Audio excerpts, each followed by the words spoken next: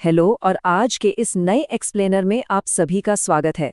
आज हम एक ऐसी बीमारी के रूट कॉज की गहराई में जाने वाले हैं जिसने लगभग हर दूसरे घर में अपनी जगह बना ली है, type 2 diabetes. Doctor Bhagesh Kulkarni की रिसर्च और उनके क्लिनिकल अनुभवों पर आधारित आज हम समझेंगे कि आखिर डायबिटीज की असली जड़ क्या है और सबसे ज़रूरी बात, इसे हमेशा के लिए ठीक कैसे किया जा सकता है। तो चलिए बिना किसी देरी के शुरू करते हैं। ध्यान दीजिएगा, क्योंकि ये एक बहुत बड़ा मिथक है। अक्सर हमें लगता है ना कि डायबिटीज तो एक जेनेटिक श्राप है, मतलब अगर परिवार में किसी को है तो हमें भी होना ही है। पर सच सुनकर आप हैरान रह जाएंगे। डॉक्टर कुलकर्णी बताते हैं कि इसमें जेनेटिक्स का रोल ना के बराबर सिर्फ 2% होता है। पता है इसका क्या मतलब है? इसे ऐसे समझिए कि जीन्स सिर्फ बंदूक में गोली भरते हैं, लेकिन ट्रिगर दबाने का काम हमारी खराब लाइफस्टाइल करती है। यानी बीमारी का कंट्रोल पूरी तरह से हमारे और आपके हाथों में है ना कमाल की बात? ओके, तो चलिए देखते हैं आज की इस चर्चा का लॉजिकल रोड मैप क्या होगा। सबसे पहले हम बात करेंगे द डायबिटीज इल्यूजन की, उसके बाद अनमास्किंग इंसुलिन रेजिस्टेंस, फिर तीसरे स्टेप में the right way to test, चौथे में डाइट एंड डिटॉक्स स्ट्रैटेजीज और आखिर में द हैबिट ट्रांसफॉर्मेशन फॉर्मूला पर आएंगे। तो शुरू करते हैं हमारे पहले पॉइंट से, द डायबिटीज इल्यूजन। क्या आपने कभी सोचा है कि अचानक से हर तरफ इतने डायबिटीज के मरीज कहाँ से आ गए? असल में मॉडर्न मेडिकल सिस्टम शायद ओवर टेस्टिंग करके इन नंबर्स को आर्टिफिशियली बढ़ा रहा है। जरा इस टाइमलाइन को देखिए।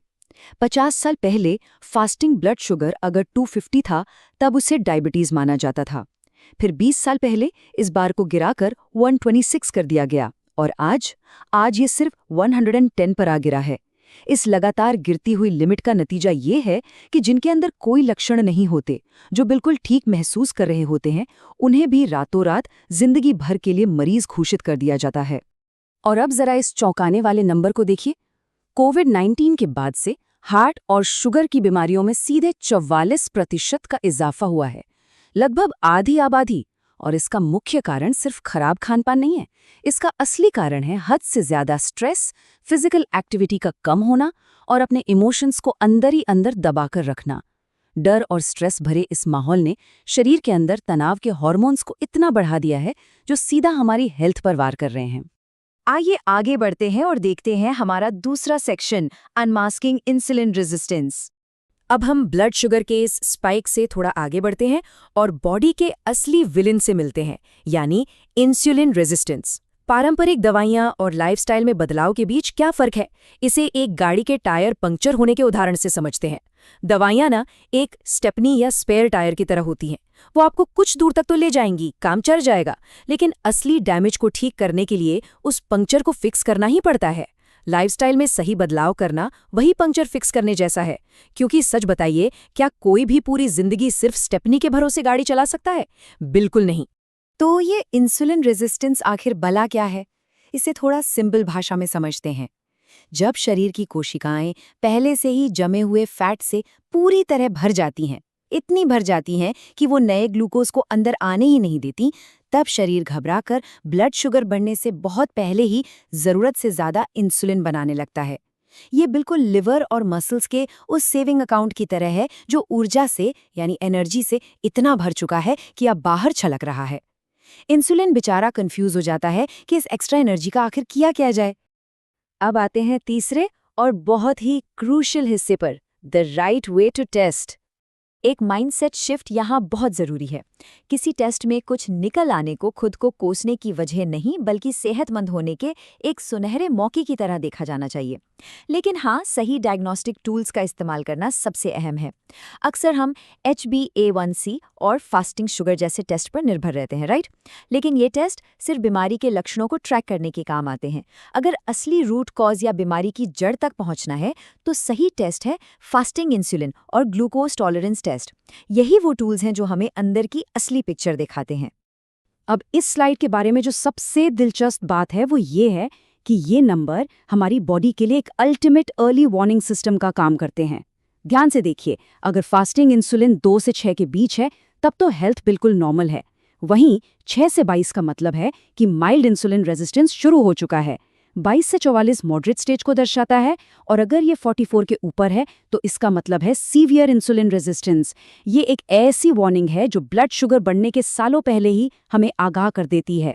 इसके बाद चलिए चलते हैं चौथे भाग पर, diet and detox strategies. Body को डिटॉक्स करने और उसकी अंदरूनी एसिडिटी कम करने के लिए एक बड़ा ही आसान और पावरफुल फॉर्मूला है। इसे हमेशा याद रखिएगा, stop MRP. Stop MRP. M का मतलब है मीट और पैकेट वाला दूध। ये शरीर के अंदर एक बहुत ही टॉक्सिक और एसिडिक माहौल बनाते हैं, और पैकेट वाले दूध में तो अक्सर छुपे हुए स्टार्च भी होते हैं। आर का मतलब है रिफाइंड फूड्स। ये असल में मरे हुए खाने की तरह हैं, जिन्हें पचाने के लिए शरीर का बहुत सारा पानी सूख जाता है। और पी का मतलब है पैक्ड फूड्स। सिंपल सी बात है, जो चीजें पैकेट में आती हैं उन्हें कृपया पैकेट के अंदर ही सुरक्षित छोड़ दें। हमारी बॉडी को उनकी कोई जरूरत नहीं है। तो फिर खाना क्या है? हमारी आइडियल थाली कैसी दिखनी चाहिए? खाने की एक बेहतरीन प्लेट में सिर्फ 25% हिस्सा स्टार्च का होना चाहिए, जैसे कि रोटी या चावल। बाकी का बड़ा हिस्सा यानी 75% पानी से भरपूर फाइबर होना चाहिए, जिसमें सलाद, सब्जियां और दाल शामिल हों। एक बहुत काम की टिप, खाने की शुरुआत हमेशा पके हुए सलाद से करनी चाहिए, ताकि डाइजेशन को इसकी आदत पड़े। और हाँ, हर मील को कम से कम 20 मिनट तक बिल्कुल ध्यान से, आराम से चबा चबा कर खाना चाहिए, कोई जल्दबाजी नहीं। अच्छा, एक बहुत गहरी बात, डाइजेशन सिर्फ पेट का काम नहीं है, इसका सीधा कनेक्शन हमारे दिमाग और भावनाओं से है। इस विचार को देखिए, खाने को हमेशा प्रसाद समझकर पूरी शांति के साथ ग्रहण करना चाहिए। अगर खाना खाते समय दिमाग में टॉक्सिक या नेगेटिव विचार चल रहे हैं, तो यकीन मानिए वो सीधा कोलेस्ट्रॉल और ब्लड शुगर को बढ़ा सकते हैं। हमारे विचार शरीर के केमिकल पीएच को तुरंत बदल देते हैं, इसलिए शांत मन से और पूरे फोकस के साथ खाना बेहद जरूरी है। और अब आते हैं हमारे आखिरी और सबसे इम्पोर्टेंट हिस्से पर, द हैबिट ट्रांसफॉर्मेशन फॉर्मूला। देखिए, कोई भी बड़ा लाइफस्टाइल बदलाव रातों रात तो नहीं होता ना। आदतों को बदलने के लिए ये 7-21-90 का फ्रेमवर्क सबसे बेस्ट है। एक साथ बहुत बड़ी मेहनत करके थक जाने से बेहतर है कि छोटे लेकिन लगातार कदम उठाए जाएं। स्टेप 1, पहले सिर्फ 7 दिन किसी नई आदत को आजमा कर देखिए। स्टेप 2, जब आप उसे 21 दिन तक लगातार करते हैं तो वो एक पक्की आदत बन जाती है। और स्टेप 3, ठीक 90 दिनों में बॉडी में कंप्लीट ट्रांसफॉर्मेशन दिखने लगता है। इससे साबित होता है कि निरंतर और ईमानदारी से किया गया छोटा प्रयास बहुत ज्यादा थका देने वाली मेहनत से कई गुना ज्यादा असरदार होता है। तो इस पूरे एक्सप्लेनर को खत्म करते हुए एक बहुत ही महत्वपूर्ण और सोचने पर मजबूर करने वाला सवाल आपके सामने छोड़कर जाता हूं। आज वो कौन सा छोटा सा लाइफस्टाइल पंक्चर है जिसे सबसे पहले फिक्स किया जाएगा? दवाइयों की स्टेपनी के सहारे पूरी जिंदगी गुजारने के बजाय अपनी सेहत के लिए आज ही पहला और स्थायी कदम उठाना ही असली समझदारी है। रूट कॉज पर काम कीजिए और अपनी हेल्थ का कंट्रोल वापस अपने हाथों में लीजिए।